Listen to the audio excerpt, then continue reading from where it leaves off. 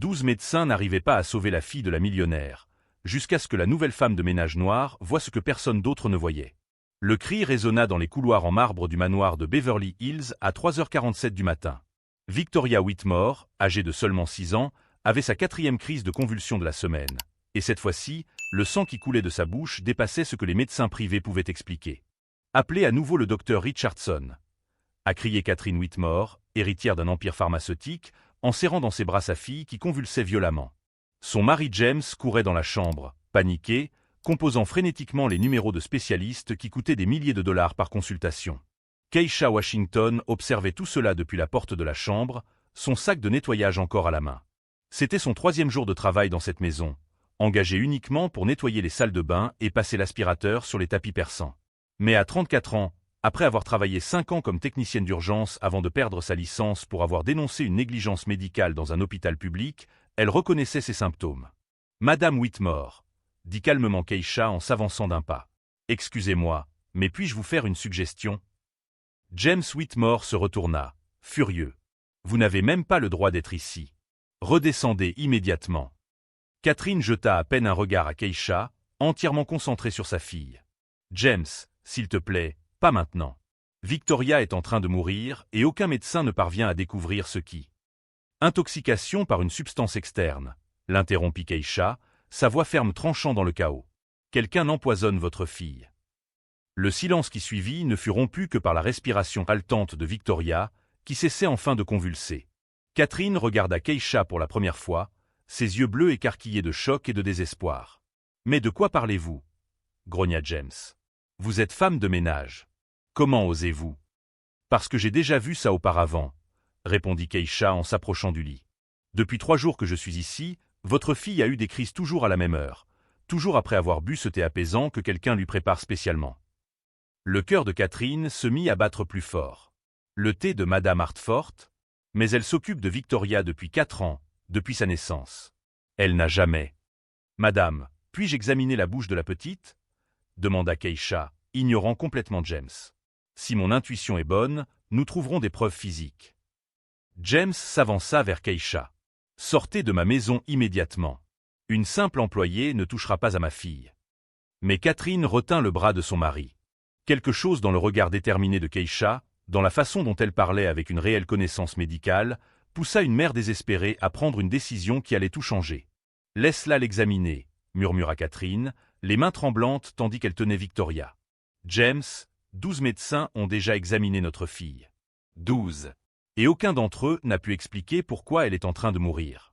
S'il y a une chance, une seule chance de sauver notre petite fille. » Keisha s'approcha du lit, prit la lampe torche de son téléphone portable et ouvrit délicatement la bouche de Victoria. Ce qu'elle vit la fit frissonner. Au fond de la gorge de l'enfant, de petits fragments de quelque chose brillaient sous la lumière artificielle. « Du verre broyé » dit-elle d'une voix basse mais ferme. « Quelqu'un met du verre finement broyé dans le thé de votre fille depuis au moins 3 semaines. Assez pour provoquer des hémorragies internes, des convulsions, mais pas assez pour la tuer immédiatement. » Catherine sentit ses jambes fléchir. « Non, ce n'est pas possible. » Madame Hartford insiste toujours pour que Victoria boive du thé avant de se coucher, demanda Keisha, connaissant déjà la réponse à la vue de l'horreur grandissante dans les yeux de Catherine. Toujours, murmura Catherine. Elle dit que c'est pour que Victoria dorme mieux, que c'est une recette spéciale de sa famille.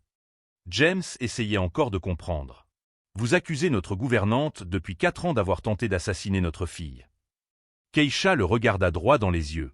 Je dis que quelqu'un dans cette maison empoisonne systématiquement un enfant. Et si vous voulez sauver votre fille, vous devez arrêter de me questionner et commencer à agir en tant que père. Le téléphone de Catherine sonna. Le docteur Richardson rappelait. Mais pour la première fois en 3 semaines d'agonie, elle ne répondit pas. Au lieu de cela, elle regarda Keisha avec un mélange d'espoir et de terreur. Que faisons-nous maintenant?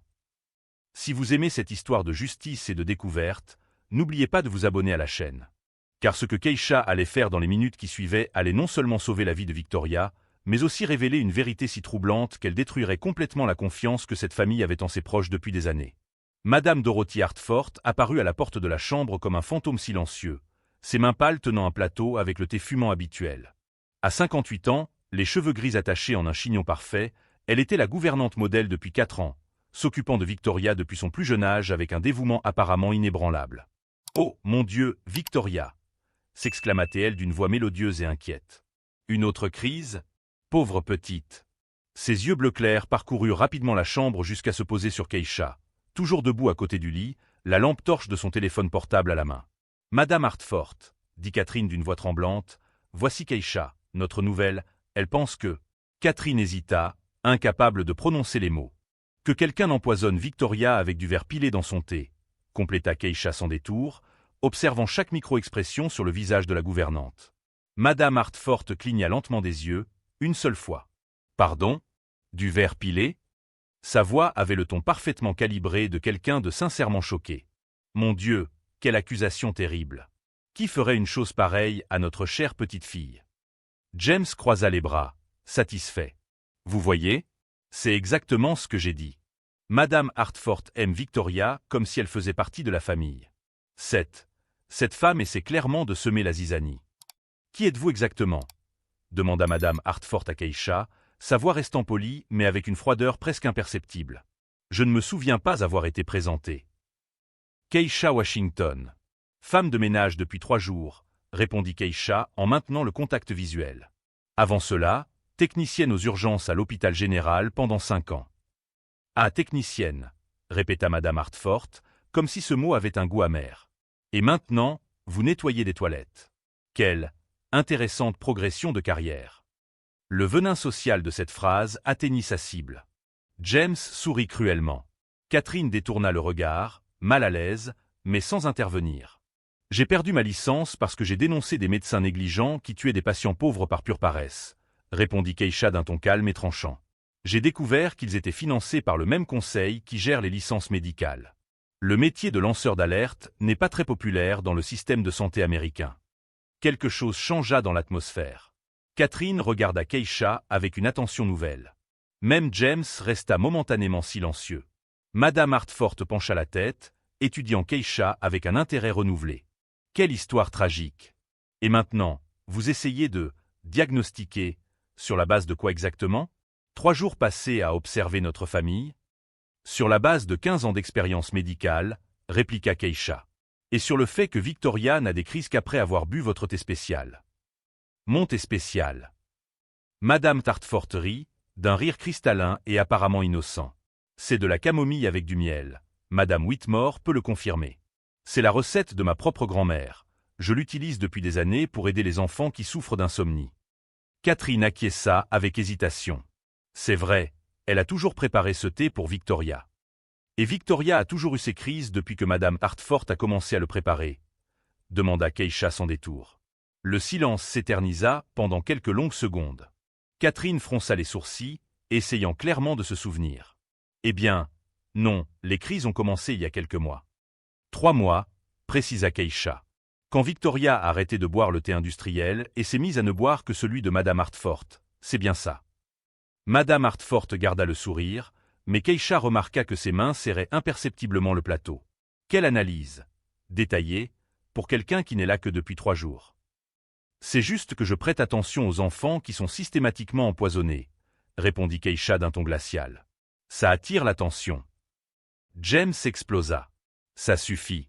Je ne tolérerai pas qu'une simple employée accuse notre gouvernante de confiance. Madame Hartford a pratiquement élevé Victoria. Vous êtes renvoyé. Sortez de ma maison immédiatement. James, attends, l'interrompit Catherine. Pour la première fois depuis des semaines, il y avait quelque chose qui ressemblait à de l'espoir dans sa voix. Et si elle avait raison? Catherine, s'exclama Madame Hartford d'un ton blessé. Tu crois vraiment que je ferai du mal à Victoria, après tout ce que nous avons traversé ensemble? Keisha observa le jeu psychologique se dérouler. Madame Hartford était douée, excellente même. Chaque mot était calculé pour faire appel à l'histoire émotionnelle, chaque expression faciale parfaitement calibrée pour transmettre la douleur et la trahison. Madame Whitmore, dit Keisha calmement, puis-je faire un test simple qui résoudra cette question immédiatement? Quel genre de test? Demanda Catherine. Laissez Madame Hartford boire le thé qu'elle a préparé pour Victoria. Le silence qui suivit fut assourdissant. Madame Hartford cligna 2 fois rapidement des yeux, la première réaction authentique qu'elle avait manifestée depuis son entrée dans la pièce. « Pardon » dit-elle d'une voix légèrement plus forte. « S'il s'agit d'une recette de camomille au miel de votre grand-mère, vous ne devriez avoir aucun problème à le boire, expliqua Keisha avec une logique implacable. Après tout, vous devez en avoir bu des centaines de fois, n'est-ce pas? Eh bien, bien sûr que j'en ai déjà bu, mais... balbutia Madame Hartford pour la première fois. James tenta d'intervenir. C'est ridicule. Madame Hartford n'a rien à prouver pour. Je vais le boire, dit brusquement Madame Hartford, coupant court à James. Bien sûr que je vais le boire. Ce n'est que du thé.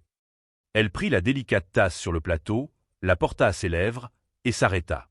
Ses yeux croisèrent ceux de Keisha pendant une fraction de seconde. À ce moment-là, elles comprirent toutes les deux que la donne avait complètement changé. En fait, dit Madame Hartford en reposant la tasse, je viens de me rappeler que je prends des antibiotiques. Je ne dois pas les mélanger avec des plantes médicinales. Keisha sourit pour la première fois depuis qu'elle était entrée dans la maison. Ce n'était pas un sourire aimable. Des antibiotiques, pourquoi, Madame Hartford? Une infection urinaire, répondit-elle rapidement. Très courante chez les femmes de mon âge. Quel antibiotique précisément? Insista Keisha. Parce que la camomille n'interagit pas négativement avec la pénicilline, l'amoxicilline, les céphalosporines ou les quinolones. Je l'ai appris à l'école d'infirmière. Madame Hartford pâlit. Je ne me souviens pas du nom précis. Catherine se leva lentement du lit où elle tenait Victoria dans ses bras. Madame Hartford, pourriez-vous prendre le thé, s'il vous plaît? Pour me rassurer? La gouvernante regarda Catherine avec une expression de trahison absolue. Madame Whitmore, comment pouvez-vous me demander cela après 4 ans de dévouement à votre famille? S'il vous plaît, murmura Catherine. C'est juste une tasse. Si vous aimez Victoria comme vous l'avez toujours dit. Madame Hartford regarda la tasse dans ses mains. Puis vers Keisha. Puis vers James, cherchant du soutien. James était silencieux maintenant, comprenant enfin ce qui se passait. Commença Madame Hartford, puis elle fit quelque chose qu'aucune personne innocente n'aurait fait dans cette situation. Elle renversa le plateau, jetant la tasse et le thé sur le sol en marbre, où ils se brisèrent en 1000 morceaux. « Oh non! Quelle maladroite !» s'exclama-t-elle, mais sa voix semblait trop artificielle. « Maintenant, je ne peux plus rien goûter. » Keisha s'agenouilla calmement sur le sol et ramassa délicatement un fragment du liquide renversé avec le bout de son doigt. Elle le posa sur sa langue et le recracha immédiatement. Goût métallique. Texture légèrement sableuse même après avoir été filtrée. Madame Whitmore, je vous recommande vivement d'appeler la police immédiatement. Madame Hartford recula vers la porte. C'est ridicule. C'est de la persécution. James, tu ne vas pas laisser cette personne m'humilier ainsi. Mais James regardait les morceaux de verre sur le sol et finissait par relier des points qu'il aurait dû relier depuis des mois. Madame Hartford, dit-il lentement, où avez-vous trouvé cette recette spéciale de thé? La gouvernante hésita une seconde, mais cela suffit. Ma grand-mère, comme je vous l'ai dit. Vous m'avez dit que votre grand-mère était décédée quand vous aviez 3 ans, dit Catherine doucement. Je m'en souviens parce que vous avez pleuré en me le racontant lors de votre première semaine de travail. Ce que cette famille riche et puissante ignorait encore, c'était que Madame Dorothy Hartford n'était même pas son vrai nom. Et que la femme à qui ils avaient confié leur fille pendant 4 ans avait des raisons bien plus sombres d'être dans cette maison que quiconque ne pouvait l'imaginer. Des raisons qui allaient être révélées d'une manière qui changerait à jamais leur perception de la confiance, des privilèges et de la vérité sur ceux qui protégeaient réellement leur vie. Madame Hartford recula d'un pas, mais elle n'avait nulle part où aller. Le mur de marbre lui bloquait la fuite, et 3 paires d'yeux la regardaient avec une suspicion croissante. Ces années de manipulation psychologique raffinée s'effondraient à cause d'une femme de ménage qu'elle avait complètement sous-estimée. « Vous faites une terrible erreur, » dit-elle, essayant de reprendre le contrôle de la situation. 4 ans de dévouement, d'amour pour cette famille, et vous allez croire une inconnue qui est arrivée ici il y a 3 jours. Keisha ne mordit pas à l'hameçon du préjugé voilé. Au lieu de cela, elle prit son téléphone portable et commença à prendre des photos des éclats de verre sur le sol, du liquide renversé, de l'expression de panique mal dissimulée sur le visage de Madame Hartford. « Que faites-vous » demanda James. « Je documente les preuves, » répondit calmement Keisha, « car lorsque la police arrivera, elle aura besoin de plus que nos paroles. » Madame Hartford rit, mais le son était forcé, artificiel. « La police? Pour du thé renversé? Quel drame !»« Madame Hartford, » dit Catherine doucement, la voix tremblante, « si vous n'avez rien à cacher, pourquoi n'êtes-vous pas venue à l'hôpital avec nous les 6 dernières fois où Victoria a fait des crises? Vous trouviez toujours des excuses pour rester à la maison. » La gouvernante cligna rapidement des yeux. Les hôpitaux me rendent nerveuse. Je vous l'ai toujours dit. Keisha leva les yeux de son téléphone. Nerveuse comment? Comme si vous étiez claustrophobe ou nerveuse parce que vous avez peur d'être reconnue par un médecin ou une infirmière. Le silence se prolongea trop longtemps. Madame Hartford regarda Keisha avec une haine qu'elle ne parvint plus à masquer. Pour qui vous prenez-vous pour m'interroger ainsi? Quelqu'un qui reconnaît les signes d'empoisonnement systématique quand elle les voit, répondit Keisha. Et quelqu'un qui sait que les personnes qui commettent ce type de crime l'ont généralement déjà fait auparavant. Catherine s'assit lourdement sur le lit à côté de Victoria, qui dormait encore sous l'effet des sédatifs. Mon Dieu, Madame Hartford, combien de familles? Combien de familles quoi? Explosa Madame Hartford. J'ai consacré ma vie à m'occuper d'enfants. J'ai travaillé pour des familles respectables pendant des décennies. Pouvez-vous me donner les noms de ces familles? Demanda Keisha d'un ton désinvolte, mais James remarqua qu'elle enregistrait la conversation sur son téléphone portable. Je n'ai rien à vous prouver. En fait, dit une voix masculine depuis la porte, vous avez tout à prouver. Tout le monde se retourna. Un homme grand, aux cheveux gris et portant un badge du LAPD se tenait dans l'embrasure de la porte. Le détective Marco Rodriguez, 45 ans, avait répondu à l'appel d'urgence que Catherine avait finalement passé 5 minutes plus tôt. Inspecteur Rodriguez, se présenta-t-il en montrant son badge. J'ai reçu un appel concernant un possible empoisonnement d'un mineur. Madame Hartford pâlit visiblement. Inspecteur, il y a eu un malentendu. Cette femme, dit-elle en désignant Keisha, porte des accusations fondées sur des préjugés sociaux. Rodriguez regarda Keisha. Et vous êtes? Keisha Washington, ancienne technicienne d'urgence, actuellement employée de maison. J'ai identifié des signes d'intoxication systématique chez l'enfant. Le détective acquiesça, puis regarda les morceaux de verre sur le sol. Quelqu'un peut-il m'expliquer ce qui s'est passé ici? Keisha prit une profonde inspiration.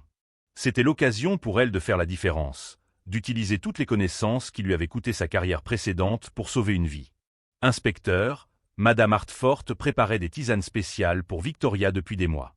L'enfant ne faisait des crises qu'après avoir bu ses tisanes. Lorsque nous lui avons demandé de boire sa propre tisane à titre d'essai, elle a refusé et a tout jeté par terre. J'ai trébuché, protesta Madame Hartford. Inspecteur, interrompit Catherine, puis-je vous montrer les dossiers médicaux de Victoria?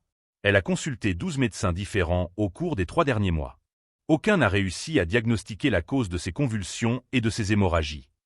Rodriguez prit des notes tout en observant chaque personne dans la pièce. Ses 15 années d'expérience dans les affaires de violence domestique lui avaient appris à lire le langage corporel, et Madame Hartford affichait tous les signes classiques de culpabilité et de désespoir. Madame Hartford, je vais devoir vous demander de venir au poste de police pour faire une déposition. Je n'irai nulle part, s'écria-t-elle, perdant complètement l'élégance qu'elle avait conservée pendant 4 ans. Vous ne pouvez pas m'y obliger. J'ai des droits. En effet, acquiesça calmement Rodriguez. Y compris le droit de garder le silence. Mais si vous refusez de coopérer volontairement, je peux obtenir un mandat sur la base des preuves dont nous disposons déjà. Keisha s'approcha du détective. Monsieur, puis-je vous suggérer de tester les ingrédients dans la cuisine? Si elle broyait régulièrement du verre, il doit y avoir des résidus quelque part. Madame Hartford fit un pas brusque vers la porte. Je ne tolérerai plus cette persécution. Mais Rodriguez lui barra naturellement le passage. En fait, madame, maintenant qu'il y a suspicion de crime contre un mineur, je dois vous demander de rester ici jusqu'à l'arrivée des experts. Des experts? Demanda James. Nous allons tout tester, les ustensiles de cuisine, les ingrédients, les résidus sur le sol. S'il y a du verre broyé utilisé systématiquement, nous le trouverons. Keisha ressentit un immense soulagement et une grande satisfaction. Enfin, quelqu'un d'autorité prenait ses soupçons au sérieux. Inspecteur, dit-elle, il y a autre chose. Madame Hartford a menti en disant que sa grand-mère lui avait appris la recette du thé. Elle a dit à Madame Whitmore que sa grand-mère était morte quand elle avait 3 ans. Rodriguez nota également cette information. Intéressant. Madame Hartford, pourriez-vous nous éclairer sur cette contradiction? La gouvernante regarda tour à tour les 2 personnes, comme un animal acculé. Ses options s'épuisaient rapidement et, pour la première fois en 4 ans, elle n'avait plus le contrôle total de la situation. Vous transformez de petites incohérences en complots, dit-elle, mais sa voix semblait de moins en moins convaincante. Madame Hartford, dit Catherine doucement, si vous aimez vraiment Victoria comme vous l'avez toujours dit, aidez-nous à comprendre ce qui se passe. S'il y a une explication innocente à tout cela. Pendant un instant, quelque chose passa dans les yeux de la gouvernante. Du remords? Des regrets? Mais cela fut rapidement remplacé par quelque chose de beaucoup plus froid. Une explication? Ricana-t-elle amèrement. Vous voulez une explication? Victoria a toujours été une enfant difficile. Pleurnicharde, exigeante, trop dépendante. Peut-être que si vous aviez été de meilleurs parents, elle n'aurait pas eu besoin de correction disciplinaire. Le silence qui suivit fut absolu. Catherine porta la main à sa bouche, horrifiée. James devint pâle comme un linge. Même Rodriguez, habitué aux confessions troublantes, cligna des yeux, surpris. Keisha, cependant, n'était pas surprise. Elle avait déjà vu ce genre de rationalisation déformée auparavant. Des auteurs qui blâmaient les victimes pour leur propre cruauté. « Inspecteur, dit-elle calmement, je pense que vous venez d'avouer que vous corrigiez une enfant de 6 ans en l'empoisonnant systématiquement. » Madame Hartford réalisa ce qu'elle venait de dire. « Non, je n'ai pas dit ça. Vous déformez mes propos. » Mais il était trop tard. Rodriguez était déjà en train de parler à la radio, demandant des renforts et une équipe de légistes. Catherine pleurait silencieusement à côté de Victoria. James était figé comme une statue, réalisant qu'il avait confié la vie de sa fille à une femme qui venait d'admettre la considérer comme un problème à corriger. Keisha regarda Madame Hartford et ne vit plus la gouvernante élégante et maîtrisée, mais une femme désespérée dont le masque était enfin tombé. Et ce n'était que le début. Ce qu'aucun d'entre eux ne savait encore, c'est que Dorothy Hartford n'existait plus dans les registres officiels depuis plus de 15 ans. Et que la femme qui se tenait dans cette pièce avait utilisé au moins 3 identités différentes au cours des 2 dernières années, obtenant toujours des emplois dans des familles riches pour s'occuper des enfants.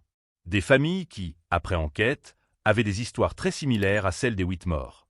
Mais cela ne serait révélé que lorsque toute la vérité serait dévoilée, d'une manière qui changerait à jamais la façon dont cette famille comprenait la confiance, le privilège et la différence entre sauver une vie et simplement faire son travail. L'équipe médico-légale est arrivée en moins de 20 minutes. 3 techniciens spécialisés dans les crimes domestiques ont envahi la cuisine du manoir comme des chirurgiens effectuant une autopsie. Chaque ustensile, chaque ingrédient, chaque surface allait être analysée avec une précision scientifique. Le détective Rodriguez observait Madame Hartford avec une attention croissante. Ses 15 années d'expérience lui avaient appris à reconnaître le moment précis où un suspect se rend compte que les murs se referment sur lui. Et Madame Hartford arrivait rapidement à ce stade. « J'ai trouvé quelque chose », s'écria l'un des techniciens dans la cuisine. Des résidus de verre dans le mixeur, de petits fragments dans la passoire à thé, et il marqua une pause dramatique. Un sac en plastique caché derrière les épices, contenant du verre finement broyé. Catherine laissa échapper un cri étouffé. James devint pâle comme un linge. Madame Hartford, pour la première fois en 4 ans, ne parvint pas à garder son élégant sang-froid. « C'est un coup monté. » balbutia-t-elle. « Quelqu'un essaie de me faire porter le chapeau. »« Par qui ?» demanda calmement le détective Rodriguez. « Keisha travaille ici depuis 3 jours. Comment aurait-elle pu planifier un stratagème aussi élaboré ?» Keisha s'approcha du détective. « Monsieur, puis-je faire une suggestion ? Vérifiez son identité. Quelque chose me dit que Dorothy Hartford n'est peut-être pas son vrai nom. » Rodriguez acquiesça et prit sa radio. « Centrale, j'ai besoin d'une vérification complète des antécédents de Dorothy Hartford, environ 58 ans. » Madame Hartford recula instinctivement d'un pas. « Vous ne pouvez pas faire ça. J'ai droit à la vie privée. » En fait, expliqua Rodriguez, lorsqu'il y a suspicion d'empoisonnement d'un mineur, nous pouvons et nous allons tout vérifier. Pendant qu'ils attendaient la réponse, le deuxième technicien cria depuis le garde-manger. « Inspecteur, j'ai trouvé un journal intime. » Tout le monde se retourna. Madame Hartford tenta de courir vers le garde-manger, mais Rodriguez la bloqua facilement. « Non !» cria-t-elle, perdant complètement le contrôle. « Vous ne pouvez pas lire ça. C'est privé. » Le technicien apporta un cahier à couverture en cuir, rempli de notes manuscrites. Rodriguez l'ouvrit à la première page et commença à lire à haute voix. Famille Morrison, Charlotte, 8 ans. Très gâtée, parents trop permissifs. Début des corrections disciplinaires progressives. Les petites doses de déterge dans le lait n'ont pas fonctionné. Essai d'une nouvelle approche. Le silence dans la pièce était absolu. Catherine serra Victoria plus fort contre elle, comme si elle pouvait la protéger rétroactivement. Rodriguez tourna la page.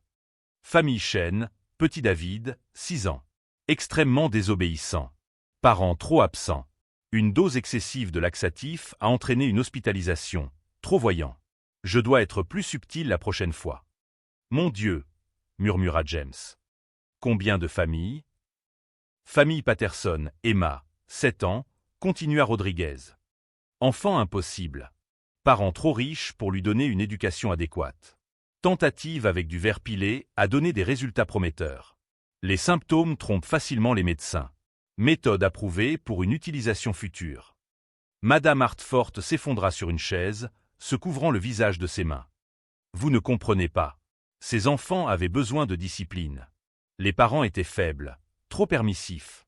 Quelqu'un devait leur enseigner les limites. En les empoisonnant, cria Catherine, finissant par exploser. Vous avez empoisonné notre fille pendant 4 ans parce que vous pensiez qu'elle avait besoin de discipline? Ce n'était pas 4 ans, cria Madame Hartford en retour, son masque de gouvernante dévoué complètement détruit. Ce n'était que 6 mois. Avant cela, je me contentais d'observer, d'étudier, de planifier la meilleure approche. Victoria était particulièrement difficile. Keisha eut un haut le cœur. Particulièrement difficile? Elle a 6 ans. Et trop pleurnicharde. Trop exigeante. Vous l'avez tellement gâtée qu'elle est devenue insupportable. Madame Hartford était complètement hors d'elle à présent. Je ne faisais que corriger vos erreurs en tant que parent. La radio de Rodriguez grésilla. Inspecteur, nous avons des informations sur Dorothy Hartford. Parlez. Il n'y a pas de Dorothy Hartford âgée de 58 ans dans les registres. Mais nous avons trouvé Margaret Coleman, 58 ans, recherchée dans 3 États pour suspicion d'empoisonnement de mineurs. Dernière famille connue, Morrison dans l'Oregon, Shane en Californie, Patterson au Nevada. Catherine pâlit. Toutes les familles du journal. Margaret Coleman a été licenciée de chaque emploi sous le coup de soupçon, mais il n'y avait jamais eu suffisamment de preuves pour engager des poursuites, continua la voix à la radio. Elle changeait toujours d'identité et d'état avant que les enquêtes ne soient terminées. Rodriguez regarda la femme s'effondrer sur sa chaise. Margaret Coleman? Elle leva la tête, et dans ses yeux, il n'y avait plus la gouvernante dévouée. Il n'y avait plus que de la froideur. Dorothy Hartford est morte il y a 15 ans. J'ai juste emprunté son nom. Et les autres familles? Demanda Keisha. Combien d'enfants avez-vous blessés? Margaret rit, d'un rire amer et dérangeant. Blessés? Je les éduquais. Tous les enfants avec lesquels j'ai travaillé sont devenus plus sages, plus respectueux. Les parents me remerciaient toujours pour cette transformation. Parce qu'ils avaient peur, s'écria James. Ils se tenaient tranquilles parce qu'ils étaient empoisonnés. Ça marchait, rétorqua Margaret avec une froideur absolue. Et ça aurait marché avec Victoria aussi, si cette personne n'était pas intervenue. Elle regarda Keisha avec une haine pure. Le détective Rodriguez prit les menottes. Margaret Coleman, vous êtes arrêtée pour tentative de meurtre, empoisonnement de mineurs, usurpation d'identité. Attendez, interrompit Keisha. Inspecteur, j'ai une question. Margaret, qu'est-il arrivé aux autres enfants? Emma Patterson, David Shane, Charlotte Morrison? Margaret hésita avant de répondre, et dans ce silence, Keisha sut qu'il y avait quelque chose de pire. David Shane est mort, dit finalement Margaret d'une voix basse. Mauvaise dose. J'ai mal calculé son poids. Catherine hurla. James dut s'appuyer contre le mur pour ne pas tomber. Même Rodriguez était visiblement bouleversé. Meurtre, dit-il en serrant les menottes avec une force inutile. Vous êtes arrêté pour meurtre. Ce n'était pas intentionnel. Protesta Margaret. Je voulais juste qu'il se comporte mieux. C'était un enfant impossible. Il avait 5 ans, dit Rodriguez d'une voix glaciale. Pendant que Rodriguez officialisait l'arrestation, Keisha observa Catherine embrasser Victoria, qui se réveillait enfin après des heures sous sédatifs.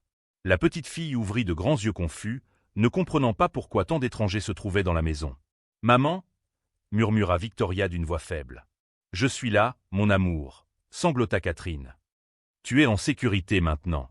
Complètement en sécurité. » James s'approcha de Keisha. « Comment puis-je vous remercier? Vous avez sauvé notre fille. Sans vous. J'ai simplement fait ce qu'il fallait faire, » répondit simplement Keisha. Victoria méritait quelqu'un qui soit attentif aux signes. Margaret fut conduite vers la porte, mais elle s'arrêta et jeta un dernier regard en arrière. « Vous verrez, » dit-elle à Catherine et James. Sans une discipline adéquate, Victoria deviendra exactement le genre d'enfant gâté et impossible que j'essayais de corriger.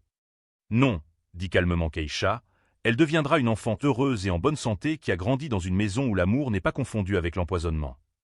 Lorsque la porte se referma derrière Margaret Coleman, le silence revint enfin dans le manoir des Whitmore. Mais ce n'était plus le silence de la peur des derniers mois. C'était le silence de la tempête qui était enfin passée. Le détective Rodriguez finit de noter les derniers détails. Vous devrez accompagner Victoria à l'hôpital pour des examens complets, afin d'éliminer tout résidu toxique de son organisme. Et vous serez appelé à témoigner lorsque l'affaire sera jugée. Inspecteur, demanda Catherine, les autres familles, savent-elles ce qui est arrivé à leurs enfants? Nous allons les contacter immédiatement. Grâce aux preuves que nous avons trouvées ici et à votre témoignage, nous allons enfin pouvoir leur donner les réponses qu'elles cherchent depuis des années. Pendant que l'équipe médico-légale finissait de emballer les preuves, Keisha commença à rassembler ses affaires de nettoyage. Son travail ici était terminé. Où allez-vous? Demanda Catherine. Chercher un autre emploi, répondit simplement Keisha. Les factures ne se paient pas toutes seules. Mais ce que ni Keisha ni les Whitmore ne savaient encore, c'est que l'arrestation de Margaret Coleman ne serait que le début d'une histoire qui allait changer non seulement leur vie, mais aussi tout le système de vérification des antécédents des aides à domicile. Et que Keisha Washington, la femme de ménage qui avait perdu sa licence médicale pour avoir fait ce qu'il fallait, était sur le point de découvrir que faire ce qu'il fallait une fois de plus lui ouvrirait des portes qu'elle n'aurait jamais imaginées possibles. 6 mois plus tard, Keisha Washington arpentait les couloirs de l'hôpital général en tant que superviseur des soins infirmiers.